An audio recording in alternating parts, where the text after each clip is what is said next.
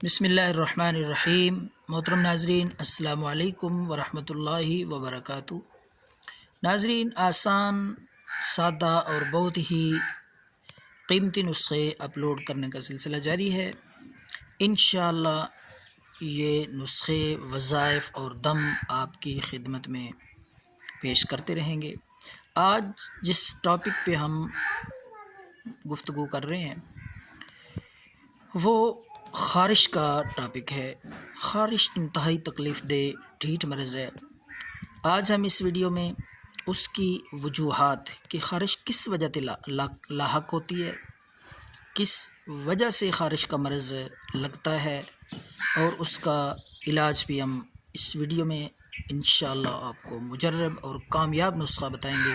मज़ीद वीडियो देखने से पहले रिक्वेस्ट है, इस चैनल को सब्सक्राइब करें और बेल के आइकन पे भी क्लिक करें। तो आइए नाजरीन, पहले टॉपिक यानी उसकी वजूहात हम आपको बताते हैं। अगर आप ख़ारिश से, एलर्जी से, खुजली से, दीगर जिल्द के अमराज से बचना चाहते हैं तो आप गर्म चीज़ों से बचें और नमक मिर्च का कम इस्तेमाल करें। ख़ारिश, एलर्जी, खुजली अक्सर इसी वजह से होती है कि ज़्यादा नमक, मिर्च, मिसाले, गर्म चीज़ें इस्तेमाल करने से, तो उनसे बचें। हत्तल इम्कान कोशिश करें कि कम नमक, मिर्च और गर्म चीज़ें इस्तेमाल करें। अगर इन चीज़ों से आप बचेंगे, परहेज़ करेंगे तो इंशाअल्लाह कभी भी आपको ये मर्ज़ लाहक नहीं होगा।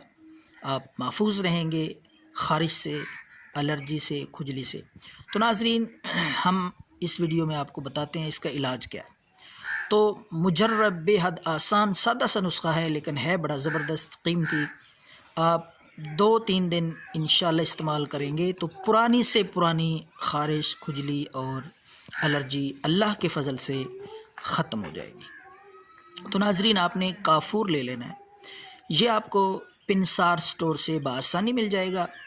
एक टिकिया आप काफूर की ले लें, उसको बारीक करके हाथ के साथ ही बेशक नरम कर लें।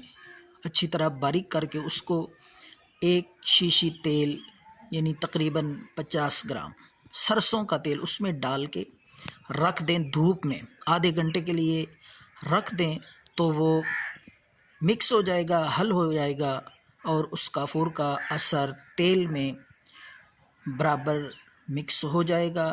तो वो तेल आप रात को सोने से पहले ख़ारिश ज़दा जगह पे लगाएं। अगर पूरे बदन पे, पूरे जिस्म पे ख़ारिश है तो पूरे जिस्म पे मालिश कर लें और सुबह उठ के नहाकर अच्छी तरह बदन और जिस्म को खुश्क करके कपड़े पहन लें और कोशिश करें कि कपड़ों को डिटॉल के साथ धोएं। सफाई का ख़ास ख्याल रखें।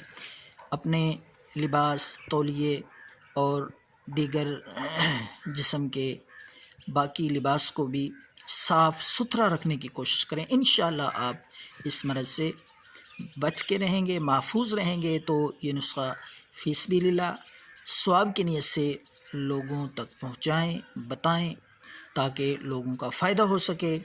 अगर आप इस मर्ज़